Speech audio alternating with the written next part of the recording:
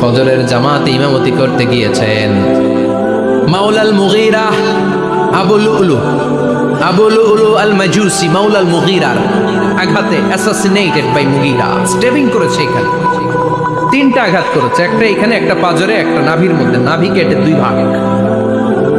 ওনাকে খাবার দেয়া হলো নাবিজ, দুধ মাখানো নাবিজ। ওই নাবিজের দুধ নাভি দিয়ে বের হয়েছে। উনি বললেন, কে মেরেছে আমাকে? বলল, অগ্নি উপাসক।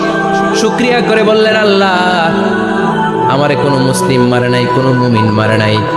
উনি বেহুশ ছিলেন, হুশ ফিরে সবাই রে বললেন, আসল্লান নাস, ফজরের যেই নামাজটা আমার ইমামতিতে শুরু হয়েছে, এক রাকাতের পর আমাকে মারা হলো।